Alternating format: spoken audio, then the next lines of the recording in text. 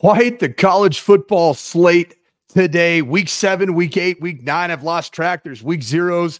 But all I know is that the fall weather is here, at least in the state of Colorado. Last night in the Rocky Mountain region up in Provo, Utah, was an incredible kickoff for this great weekend of college football. BYU holding on, getting the victory. My brother-in-law coaches there. He coaches the quarterbacks, works with that position. Jake Retzloff now becoming one of those Ty Detmer type stories in BYU football history, leading in minute 19, minute 18, come from behind victory over the Oklahoma State Cowboys, a team that was favored to win this conference in preseason. But man, this conference, the Big 12, is the one to watch because it's so incredibly up for grabs. And I think it's still up for grabs in a duel in the desert. And this is going to be a matchup.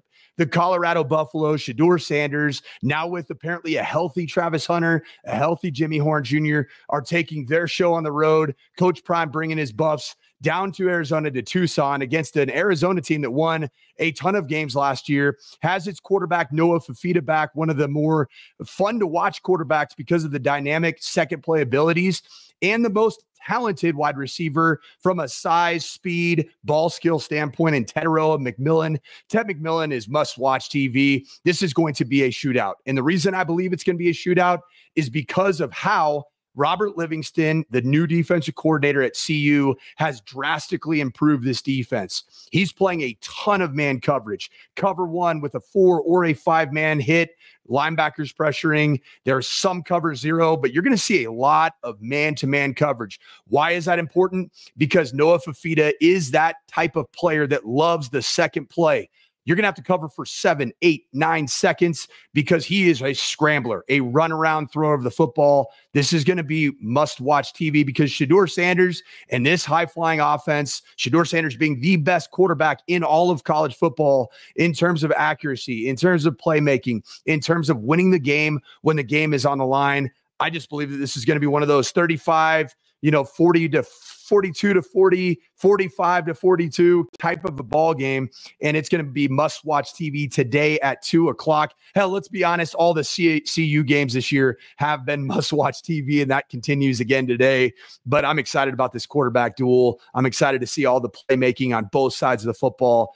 But we also have some massive implications on not just the CFP race, not just the SEC race, but the Heisman race. And the two matchups I want to talk about are down in the SEC country. And that's going to be Georgia bringing their one loss against Bama down to Austin, Texas. And while I do think that the UT Longhorns are one of the most perfect teams in college football, there's going to be some flaws shown today because Georgia's athleticism on the defensive side of the ball, Carson Beck with a massive chip on his shoulder to prove that loss against Bama was a fluke. He's got to have a signature performance in Austin, Texas to reemerge in the Heisman conversation, really as an outsider. But I do think that Georgia is going to go down there, and behind that defense, the lack of extreme elite mobility from Quinn Ewers, the quarterback for the Longhorns, I think that Georgia wins this football game. And I think that Texas shows that it is a team with at least some flaws and probably the best team right now in college football. And then you have Bama. Right now coming off of a couple bad games, the loss to Vanderbilt was anything but pretty. They're going down to play a Tennessee team that's reeling as well. They found a way in the world's largest outdoor cocktail party, as they call it in that rivalry between Florida, to win the game. But Nico Yamalavea has been struggling. I like the offensive game planning, the specific game planning that's tailored to a defense that they're seeing that Kalen DeBoer does employ on a week-to-week basis. I like that matchup with this Tennessee defense that's highly athletic, but I like the Jalen Milroe kind of revenge game in really a past couple weeks that hasn't been great over the Josh Heupel, a little bit of more the tempo offense, where a system that it carries over more week to week. There are some game plan specific plays, but most of the time it's that Art Briles tempo-based system, RPO if they're overplaying the run. I do think that this is a team that is just not trending in the right direction. I like Bama winning this football game, and I think that Jalen Milroe, with his athleticism, some of the wild throws that he can make, I do believe that ends up re-entering the Heisman conversation. Let's talk Heisman. I think that the front runner right now, without a question, and I will stand on this hill. I will die on this hill, and that is Ashton freaking Jeanty of my alma mater, the Boise State Broncos. I told everybody that listens to me, watches me, that I will be truthful about even my alma mater, but right now, Ashton Jeanty is having the most consistently dominant season. And if you think it's just because he's playing a terrible schedule, look what he did at Eugene, Oregon against right now the number 2 team in the country, still going for near 200 yards, 3 touchdowns. He did more than any of these amazing Ohio State running backs who are supposed to be the best backs in the country, the most talented backs in the country, did at Autzen Stadium.